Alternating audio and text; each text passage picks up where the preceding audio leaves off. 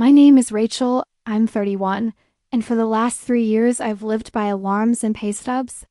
I open the supermarket at 6 a.m., ringing up groceries with a practiced smile while my brain runs through bills: rent due on the 1st, utilities on the 12th, minimums on 2 credit cards.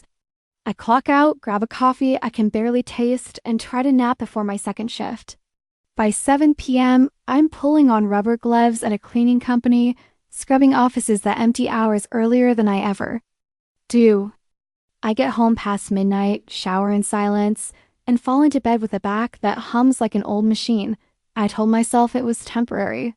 Ethan, my husband, said he was building his career. Some days it was a startup pitch. Other days, of course, he needed to finish before applying to a program. Sometimes market research. He had binders on the dining table and whiteboard notes on the wall. He talked about runway and timelines. I believed him because I wanted to. Belief makes exhaustion feel like purpose. Most months, my paychecks covered everything: rent, groceries, gas, insurance, and the little emergencies that never wait for payday: busted tires, a chipped tooth, the water heater that coughed out.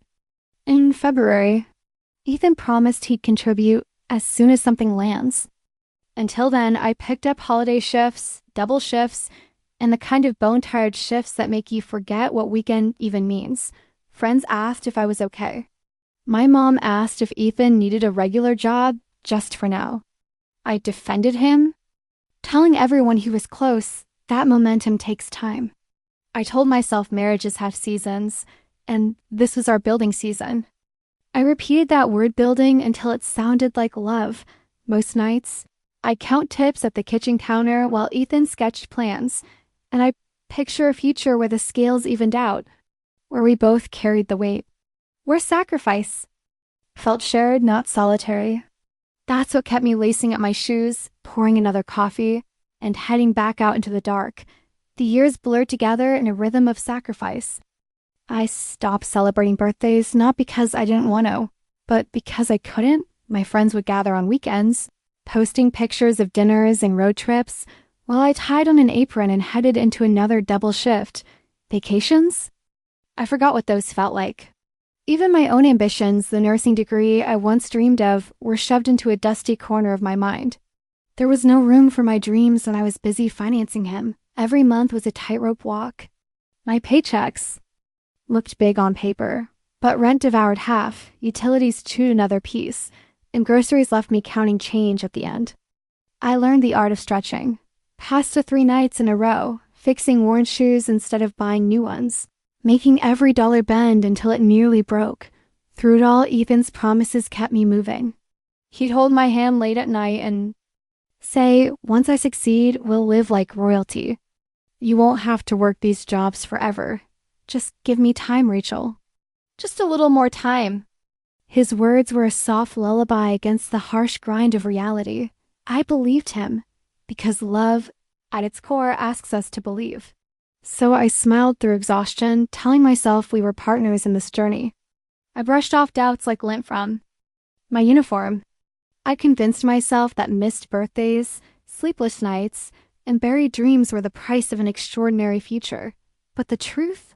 I wasn't carrying our marriage weight evenly, side by side. I was carrying him.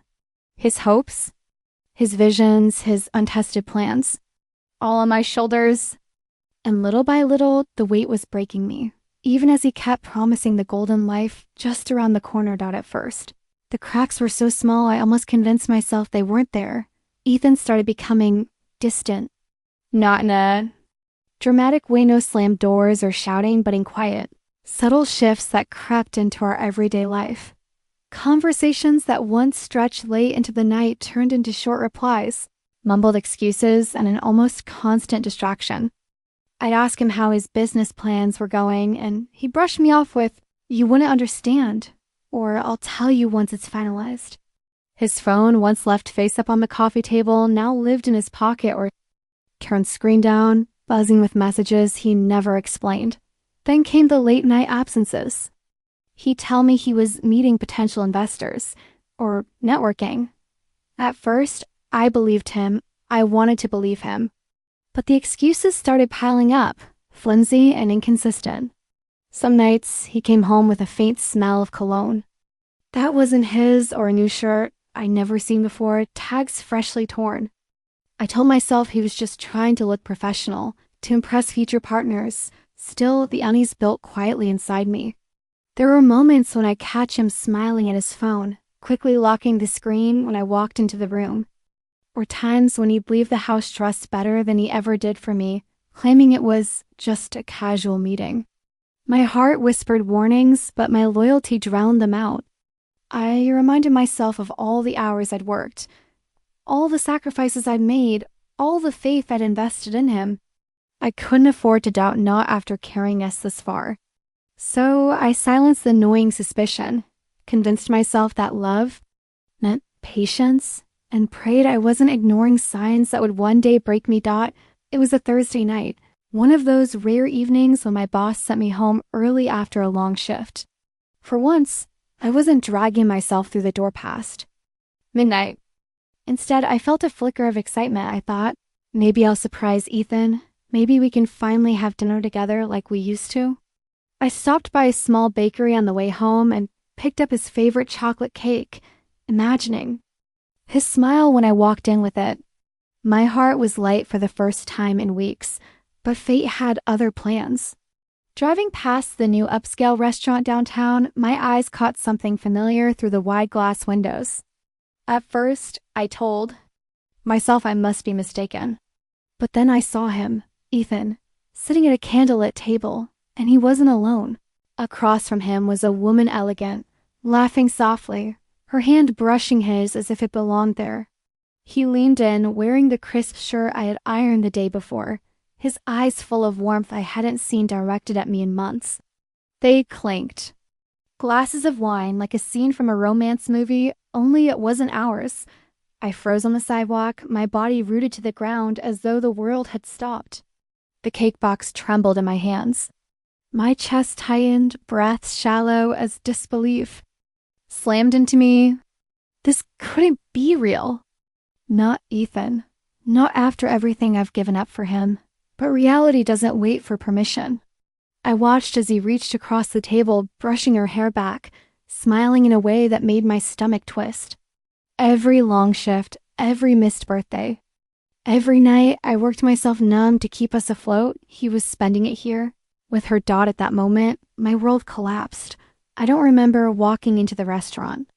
My legs moved on their own, driven by a storm of anger and heartbreak that left no room for hesitation. The moment I pushed open the glass doors, heads turned, but I only saw him. Ethan's eyes widened a second. He noticed me standing there, clutching the cake box like a fragile weapon. The woman across from him shifted uncomfortably. Sensing the explosion about to erupt, I walked up to their table, my voice shaking but loud enough for everyone to hear. Care to explain this, Ethan, or should I guess? He stammered, scrambling for words. It's not what it looks like. Not what it looks like? My heart burned. Really? Because it looks exactly like my husband taking another. Woman out for a romantic dinner while I break my back working nights to keep us afloat. My voice cracked, but the fury behind it silenced the entire room. The woman tried to speak, but I raised my hand.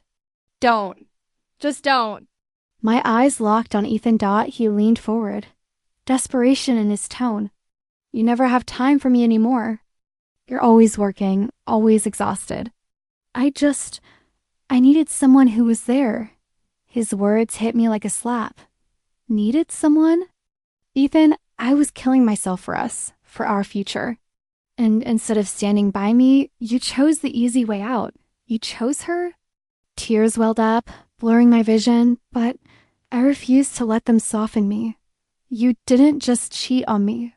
You betrayed every sacrifice I ever made for this marriage. The restaurant was silent, every diner frozen in tension. Ethan reached for my hand, but I pulled it back as though his touch burned me. For the first time, I saw him not as the man I married, but as a stranger who had destroyed the very foundation of our life together.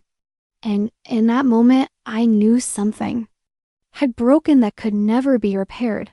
When I walked out of that restaurant, I left more than just Ethan behind. I left a version of myself who thought love meant sacrificing everything, even my own happiness. My tears didn't stop immediately, but every step away from him felt lighter, like I was slowly breaking free from invisible chains I had worn for years. For the first time in so long, I started asking myself, what do I want? Not what Ethan wanted. Not what his so-called dreams demanded of me. Me. I stopped working double shifts just to keep us afloat. Instead, I began setting money aside for my own future. I took small but powerful steps, fixing my resume, applying for better jobs, reconnecting. With friends I had pushed away because of his constant demands. And slowly, the exhaustion I carried like a second skin began to fade. It wasn't easy. There were nights I lay awake, replaying his excuses in my head, wondering if I could have done more.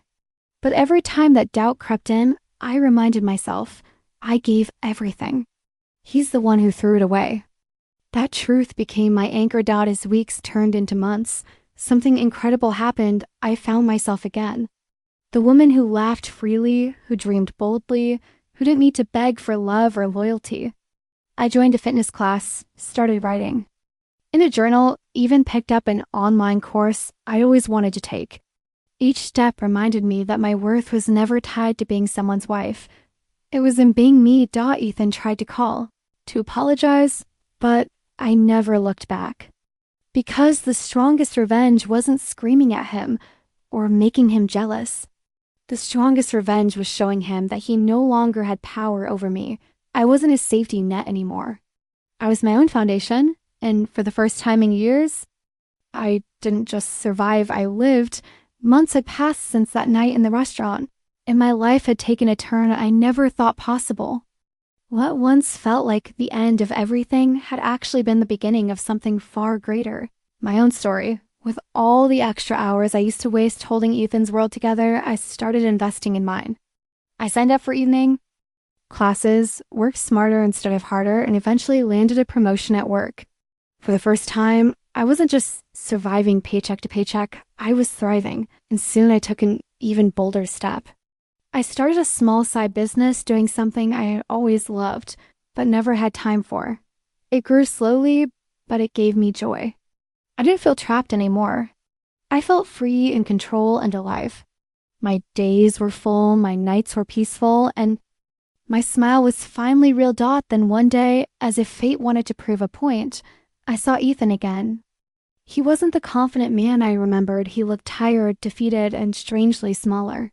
He showed up outside my workplace, holding flowers like some cliché movie scene. His words spilled out quickly. I made a mistake.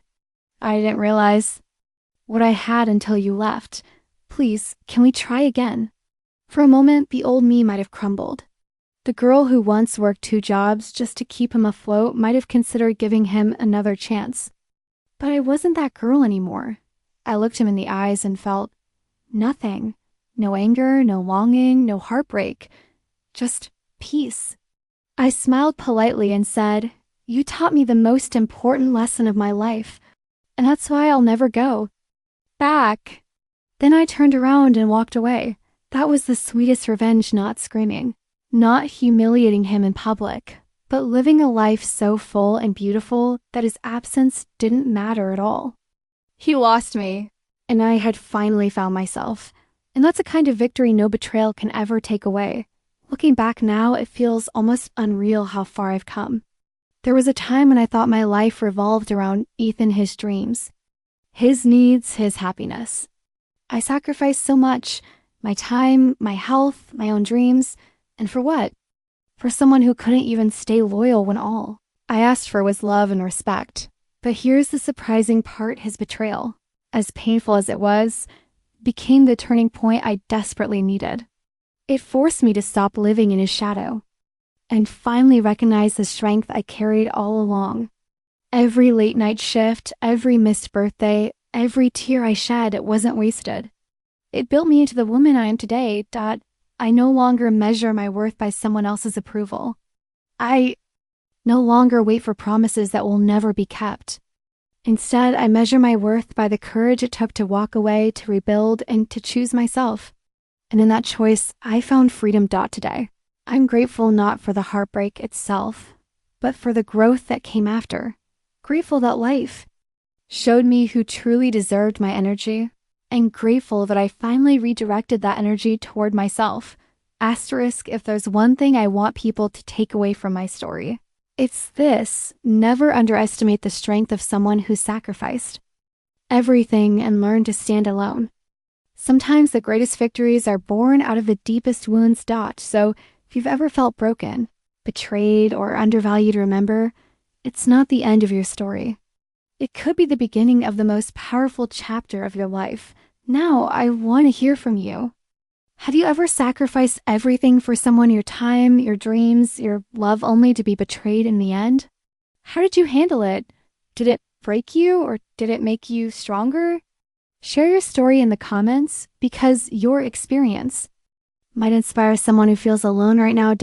And if this story touched you, don't forget to like, share, and subscribe. Your support helps us bring more powerful stories like this to life.